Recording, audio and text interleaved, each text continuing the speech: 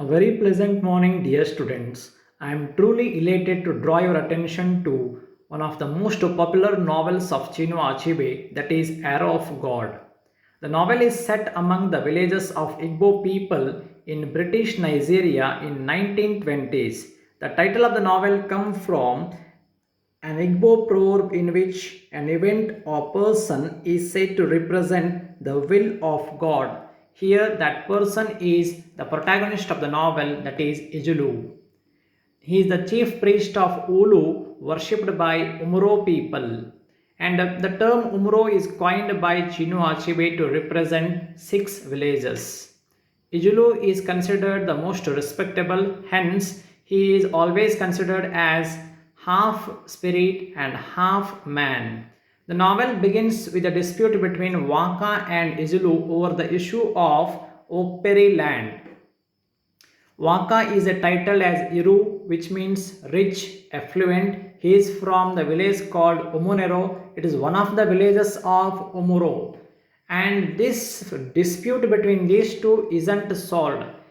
Waka is one hand is getting rebellious against Izulu. On the other, Izulu is also equally rebellious against Waka. However, Izulu is not getting enough support by Umuro people. And one more interesting here, Waka gets enough support by his friend Izidamali, who is already jealous of Izulu because Izulu got the position of the priest over Ulu. He would have got otherwise. And Izidamali becomes a high priest of Idimili, and it is he becomes a servant of Python god. Python has huge respect and honor in Igbo society. That is nothing but snake. And as they are not able to find the solution, the colonial government waits for such opportunities, and colonial government appoints a TK Winterbottom as a district officer to solve the problem. Actually, their intention is not to solve this problem, there is something else, I relate you. And he is known as a breaker of guns. He destroyed African guns to end the feud between Umuro and Okperi. And they think that he has solved their problem. TK Winterbottom considered African as a savage and corrupt. Initially, he doesn't able to understand them. Gradually, he becomes a bit friendly with Ijulu.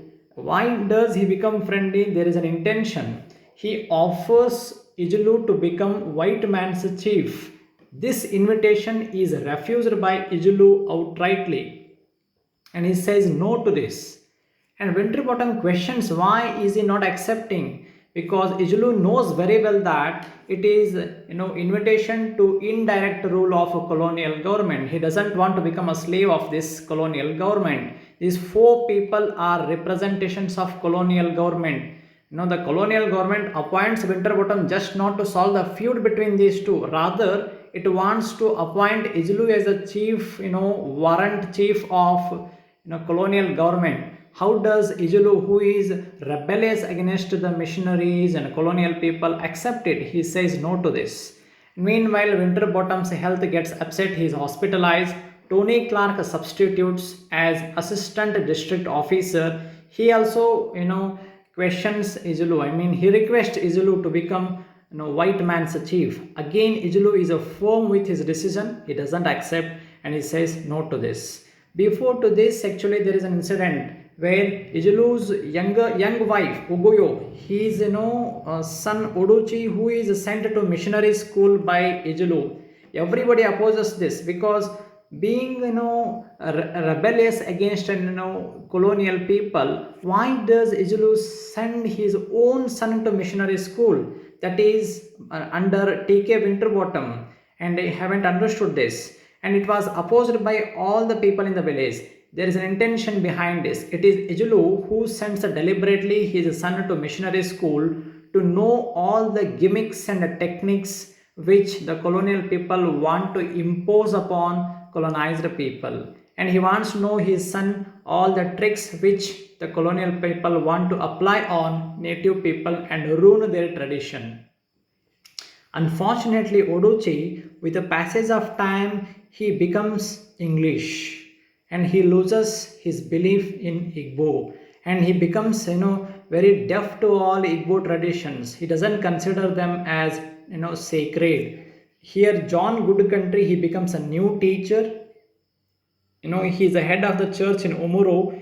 He advises Odochi to trap the holy pythons into box. This is absolutely brutal because Igbo people consider pythons are sacred creatures. They are truly blessed, and never even they want to touch them. Even if you touch also, you will be punished there. Can you imagine? Here John Goodcountry advises Odochi to trap two pythons into box. He did it.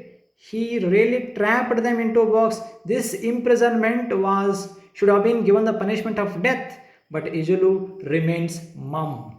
This infuriated Ejidemeli, and he questioned Ijulu, but Ijulu didn't punish his son. This infuriated among the people of his village, and people really frustrated over this issue. They thought there could be something worse for them, and don't know what exactly they could do because he himself is a priest. He would have given punishment to his son. He didn't do that. Obika's another son, Ejulu is another son. Obika is considered the most handsome but drunkard. Hence, he doesn't get much respect by Ejulu. In one of that occasions, Obika, when he was serving under John Wright, who works as supervisor of public work department, he was constructing a road from Okperi to Umuro. That time, Obika was serving under him. Obika came late and asked the wages. John Wright whipped Obika, and it was showing a kind of assault on him. For this reason, Izilu didn't get upset by this. Rather, he was as usual because he knew that this person, though he was a son of him, he was good for nothing because he used to drink excessively, he used to not listen and obey the principles of Igbo society. That is how Izilu neglected him. And here Idugo, the eldest son of Ijulu, he thought that Idugo thought that he would be the next successor. However, Ijulu in his mind has the option Wafo. This person, according to Ijulu, is the most eligible and is always encouraged by him to become next priest. This is how the family is all about. You need to take your mind back to Okonko. Okonko also has 3 wives. Here, Ijulu also has 3 wives. This is interesting. And moving on, as Ijulu doesn't accept the offer of colonial people, it is considered it against the colonial rules. Hence, he is imprisoned for 32 days and he is imprisoned in Okperi. None of the villagers from Umuro comes to release Ijulu. This really baffled him.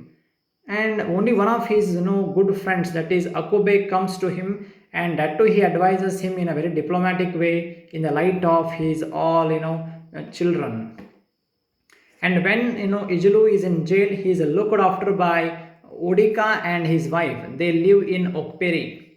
Okay, and this Odika is an attendant of Winterbottom. Though he is a servant of Winterbottom, it is because of Ijulu's position in the Umuro, and Ijulu gets wonderful hospitality by Odika. However, what is so disappointing for Ijulu, none of the villagers has come to him to talk about him. And that's why Ijulu feels very upset. And Ijulu doesn't want to pray the moon there in Okperi because it is an aligned land. He wants to do it in only in Umuro. And the Umuro people, they think of the new Yam festival. That is a kind of celebration which they do every year. And that is nothing but here the chief priest, he offers the yam seeds to Ulu, then he tastes it. Later the farmers will begin the new harvest. That is nothing but new yam leaves festival. And here they request Izilu to offer thanks to Ulu and go for new yam festival. Unfortunately, against their request, Ijulu denies it. He has given some reasons for it. That is, one thing, he is in aligned place, Okperi, he doesn't do that. Second, none of the villagers has supported him, has really showed any compassionate towards him, and he doesn't want to do it. He shows his stubbornness. Thirdly, he says he can't do anything. It is he is helpless. It is the will of Ulu. Whatever she says, like that he behaves. That is how he says to the villagers. No matter how humbly villagers requested, he bluntly refused them. And after 32 days, Izulu is released. But what is there in the village after he is released, it is absolutely disastrous. Because by the time he was released in the village, people lost the faith in Izulu as well as Ulu, because the crop was rotten. And new yam festival wasn't celebrated. They didn't cultivate, and yam seeds were rotten and they lost their life. And meanwhile, someone like John Good Country, they were waiting for an opportunity for this. And he was telling the Igbo people that they would easily come to church and offer the yam seeds and they would be truly blessed. And people began to believe in Christian gods over native god Ulu and priest Izulu. They thought that Ulu is against them, and they also considered Izulu was not able to control Ulu, and Izulu lost his that gigantic power which he used to possess earlier. That's why they began to convert one by one. There was a first person, that is Moses Unachukwu. Interesting name. These names are really very interesting. They are not Kalapa Malapa to remember. Still, we have to remember somehow. Moses Unachukwu is the first convert in the village. And later, everybody keeps thinking of conversion as an option, because they don't have any alternative. As they tried to struggle earlier, now they think of their safety. Now they think of their reliability, that is Christianity for them. The people of Umuro are convinced that their God has taken sides with them against his headstrong and ambitious priest, and thus withheld the wisdom of their ancestors. With these conclusions, they thought conversion is the best answer. And my dear student friends, you must have read Things Fall Apart, where like how Izlo is the solitary warrior here. Similarly, there Okonko is the solitary warrior. By the time Okonko returned from his mother's village, and what really he saw in the village, it was a disastrous thing. Similarly, here by the time Ijulu returned from a jail, what he saw in the village, again it was a different shape. That's why, in terms of themes and approach, Things Fall Apart and Arrow of God have identical elements. Like how Umufian people succumbed to Christian God over the earth goddess Annie in Things Fall Apart. Similarly, here the people of Umuro are provoked to believe in the strength of Jesus over Ulu. I'm not saying that they haven't trusted it, because situation demanded and they were succumbed to it. Finally, in one of the celebrations, Ijulu's son Obika, as I mentioned, he is one of the most handsome. Yeah, and he dies during a traditional ceremony of Ogba Julobdu. Interesting name, Ogba Julobdu. Ogbajulobdo. How to pronounce it? Ogba Julobdu. It is one of the celebrations where they play the drum, they dance together. In that, one of his most handsome children, excuse me, Obika passed away, and people concluded that this is clear Ulu has completely abandoned the chief priest, and that's the reason his son has been passed away. Rather than to face another severe famine and terrible problems, people began to knock the door of Christianity. Having caught in such a mess, Ijulu is absolutely helpless. He can't convince either people or any other people. I mean, any others, any of his children or wives or anybody. Here, on the one hand, colonial people, they played a divide and rule, and they introduced indirect rule. Everything went in favor of them. Situation demanded them to make people to make foolish by making them to understand Christian gods were superior over their native gods, and people had to believe, because It was absolutely pathetic situation for people. Finally, having medal with no genuine support, Ejulu slowly loses his grip on reality and embraces the dusk. This is how the bird's view on novel. You have to go in depth of the novel. There you can understand how there is a native resistance in the form of Ijulu against imperialistic policies. You need to understand this. Thank you.